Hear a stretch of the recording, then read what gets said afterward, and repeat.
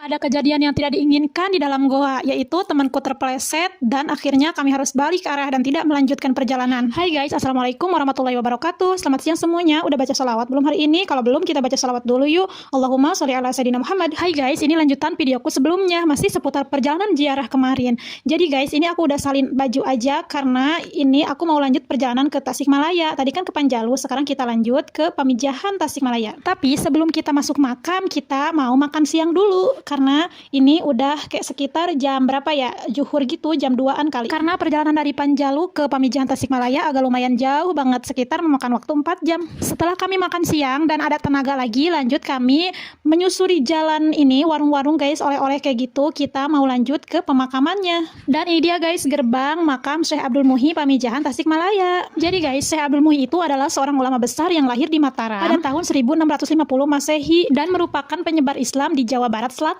dan berasal dari bangsawan Sunda yang religius. Ayahnya adalah seorang penghulu di kerajaan Sumedang Larang. Itulah sekilas tentang Syekh Abdul Muhyi. Dan lanjut setelah kita ziarah, kita melanjutkan perjalanan ke Goa Saparwadi guys. Yang mana Goa Saparwadi itu adalah situs bersejarah yang terkait erat dengan dakwah Syekh Abdul Muhyi pada abad ke-17. Dan goa ini dulunya adalah tempat bertapa dan berkholwat beliau. Goa Saparwadi merupakan salah satu saksi bisu perjuangan penyebaran agama Islam. Dan goa ini adalah suatu tempat yang digunakan Syekh Abdul Muhyi untuk lebih mendekatkan diri kepada Allah. Konon katanya, menurut sejarah dan menurut kepercayaan, di sini ada jalan ke Mekah, jalan ke Cirebon, dan jalan ke Banten. Tapi guys, sayang banget dengan beribu-ribu sayang, aku tidak bisa merekod jalan tersebut karena di sini ada kejadian yang tidak diinginkan, yaitu temanku terpeleset dengan begitu keras sampai-sampai dia nangis kencang banget karena kebetulan pas kami kesini keadaannya lagi hujan dan airnya lagi deras banget dan jalannya sangat licin sekali dan harus hati-hati. Dan kembali ke cerita teman aku yang terpeleset, kalau cek bahasa Sunda mah sampai-sampai dia kasibat guys, jerit-jerit gitu. Dan kami pun takut dong, takut mengganggu yang ada di sini gitu. Jadi kami terpaksa harus pulang lagi dan tidak melanjutkan perjalanan yang seharusnya kalau pulang itu lewat sana lurus aja, dan ini mah kita balik lagi ke tempat kita masuk tadi.